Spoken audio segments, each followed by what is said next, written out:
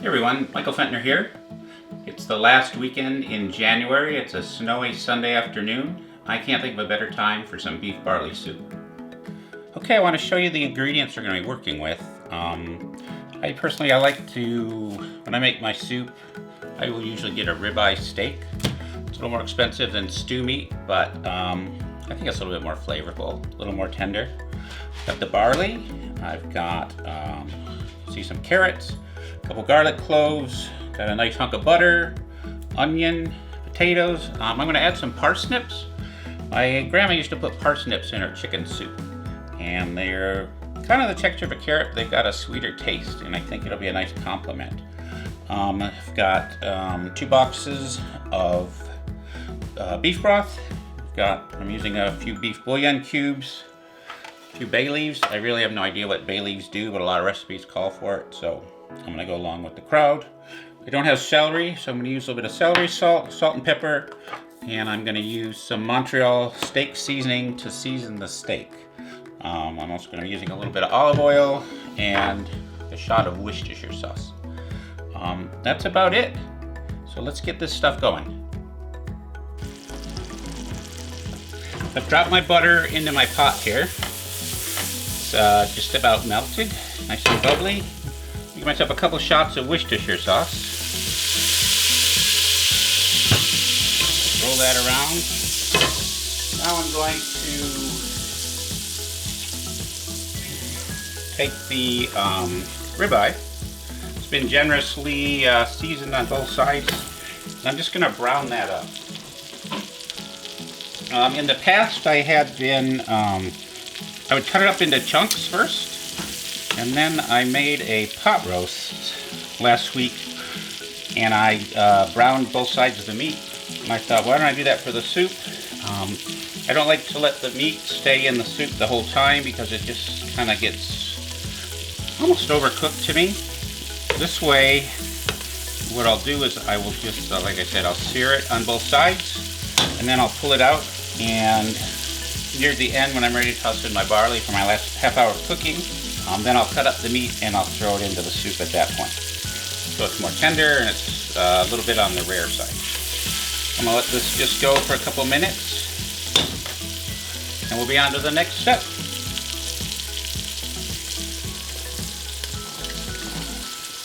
So our steak's been cooking probably for about 4 or 5 minutes. Give it one more quick spin in the butter. Now what I'm going to do, as I said, I'm going to pull this out. And there you take a look at that. Looks pretty good, huh? All you carnivores out there.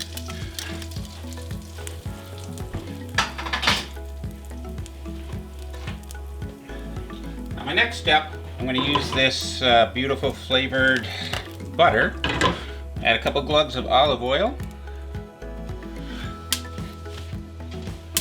Then I am going to create what is called, thanks to my friend Kenny Lesage, a mirepoix.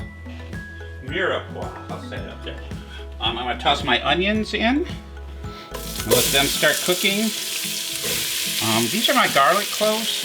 I decided to leave them kind of chunky, let them cook down, and that way a lucky person will get a bite with a nice sized piece of garlic. So I'm going to stir this around.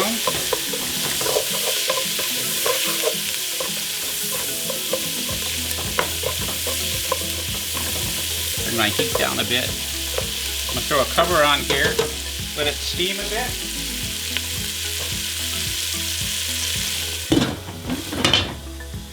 And I'll give that maybe 4 or 5 minutes. Then I'm going to add my carrots and my parsnips. So about 5 minutes later, the onions have been cooking away. They get kind of caramelized, nice and brown. At this point, I'm going to add my carrots and my parsnips. And also, got 4 cubes of bouillon here that I'm going to drop in. Give it some extra flavor, a little bit of saltiness. I'm going to stir this up for a bit. Let it cook. Let the root vegetables soften a bit. maybe another 5 minutes or so. And then I'm going to toss in my potatoes and stir them around for a little added flavor for those two.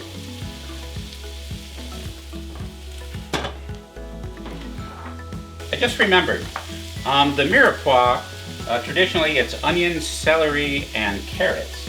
I didn't have any celery. If I buy celery, I'll use 1 or 2 stalks, the rest goes to waste.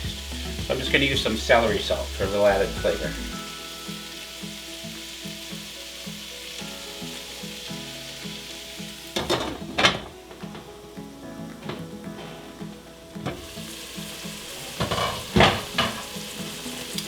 Alright, the mirepoix has been cooking for another 5 minutes since I've added my carrots and my parsnips. I'm going to, last of all, before we throw in the broth, I'm going to put in the potatoes and let them just kind of sit in this for a little bit, just kind of get coated. I'll leave these in for another 3 or 4 minutes. And then it'll be time to add the stock.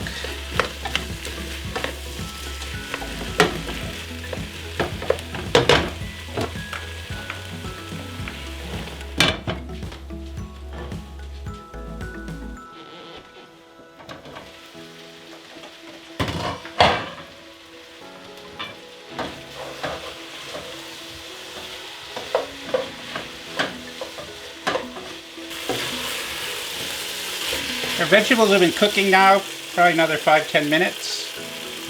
It's nice and thick. The onions look caramelized. Vegetables are getting soft. Now the final thing is we are going to add the broth.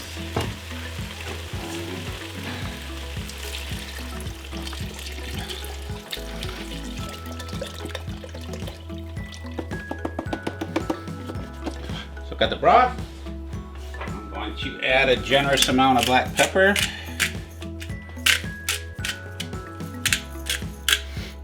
When you use pepper grinder, do you turn the top or do you turn the bottom?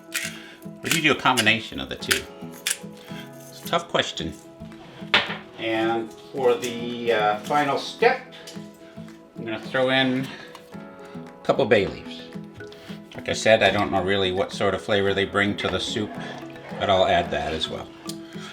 What I'm going to do is turn the heat up a bit, put the lid on, I'm going to bring it up to a boil.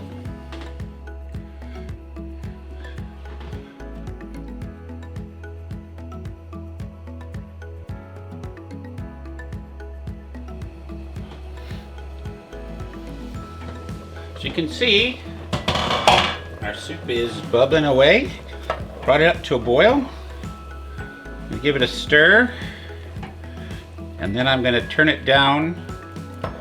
I'm going to let it simmer for a couple of hours. I'm leaving the lid off. That'll allow some of the moisture to evaporate and it'll concentrate the flavors. So, I'll be back in a couple hours. In the meantime, let's have a little brief interlude and take a look at some of the earlier footage I shot when it was snowing outside. See you soon.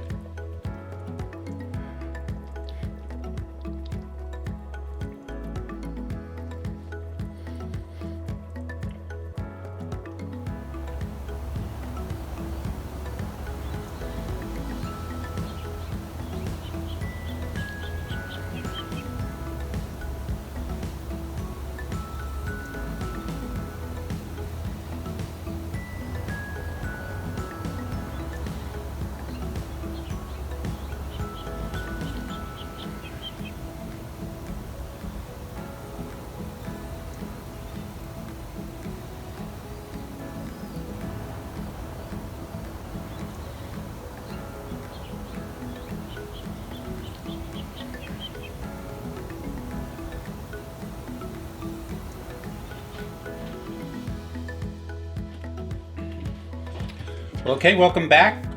Our soup has been simmering for probably close to 2 hours, maybe hour 45 minutes. As you can see, it's nice and thick. The vegetables are cooking nicely. Now it's time to add the barley. Now the recipe calls for 3/4 of a cup, but I like to add extra because I like my soup a little bit thicker. So I'm using a cup. So I'm going to put the barley in. I'm going to stir that in. And I hope you haven't forgotten that steak, because that's going in next.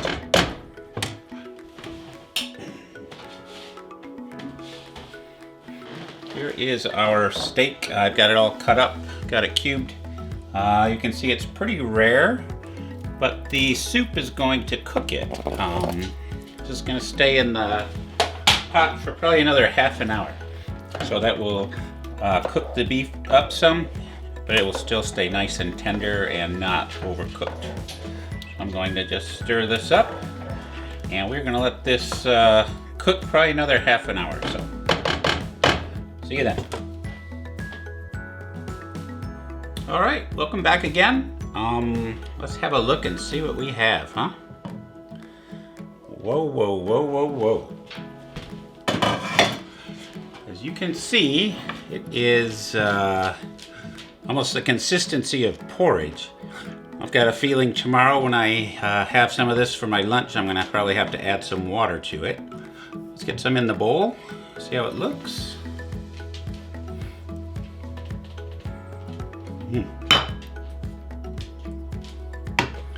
Some carrots, some more meat.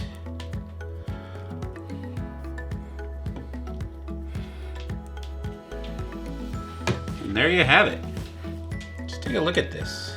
It's lovely texture. I tell you, it smells wonderful. I can't wait to dig in. Well, here we are. I'm ready to dig into this delicious soup. It looks velvety and thick, and I'm thinking it's probably one of the best batches of beef barley soup I've made. I'm gonna give it a taste. Pretty darn near perfect. Don't even think I need any salt or pepper. At any rate, I'm gonna eat this. Just a quick reminder, we're still in pandemic land, everybody. So remember to keep washing your hands, don't touch your face, maintain social distance, and be sure to wear a mask. Although I'm not gonna wear mine now because I'm gonna be stuffing my face with soup. Thanks.